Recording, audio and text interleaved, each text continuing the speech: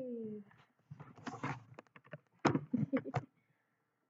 Right, I want you all to imagine for a minute that you're in a haunted house. It's dark, but just light enough to see that the walls are closing in around you and the space is getting smaller and smaller. And then you can feel what you assume are spiders crawling up and down your legs.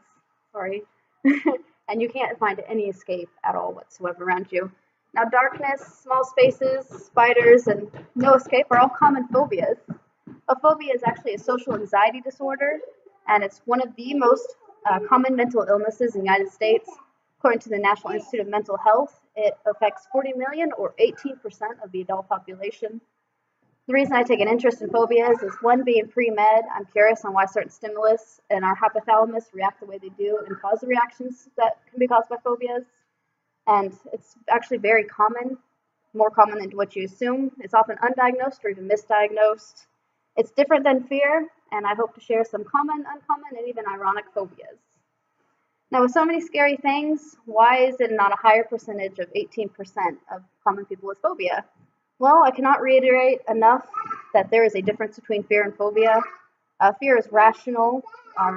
It's okay to be afraid of heights and spiders and things, but when it gets to the point that you cannot function in public, it becomes a phobia. Our body has a natural fight or flight response, and with a phobia, it is exacerbated and it becomes worse and stronger to where you can't function anymore.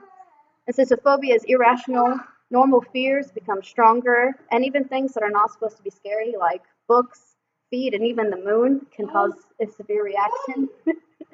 An example would be severe weather. It's all right to be afraid of severe weather because it can cause bodily harm.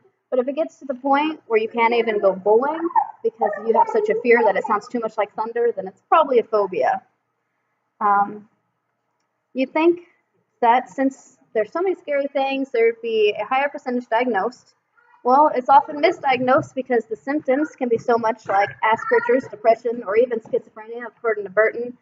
The symptoms are panic attack, tremors, rapid heart rate, rapid breath, sweating, and even nausea. And since these are so similar to many things, it's often hard to pinpoint and is diagnosed as something else. And because of this, the statistics are distorted.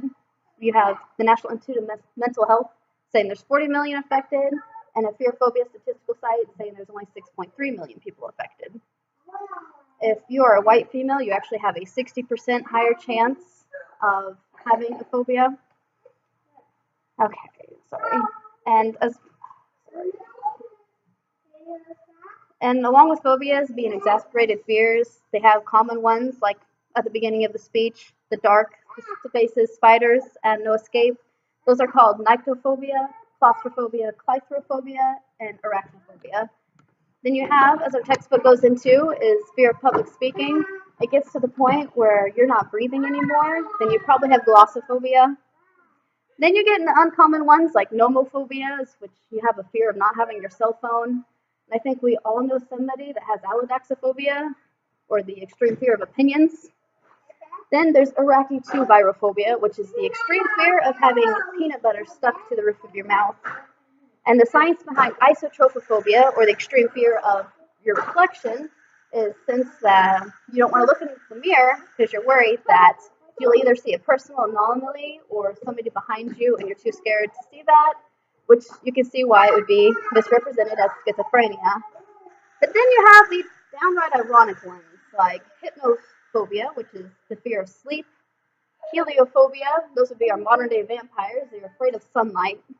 And then sesquipedaliaphobia is the fear of long words.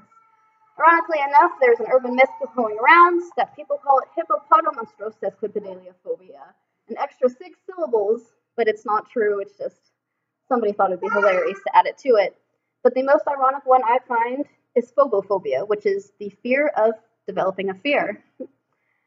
Now, before everybody gets a phobia for a never-ending speech, I'm going ahead and start wrapping it up. A phobia is a mental illness, and it affects many people around us, and even more than statistics probably even show. It's often misdiagnosed, so the statistics are, again, messed up, and this illness is irrational, and it cannot be controlled. And unless you're phobophobic, I would stick with FDR's quote of, the only thing we have to fear is fear itself.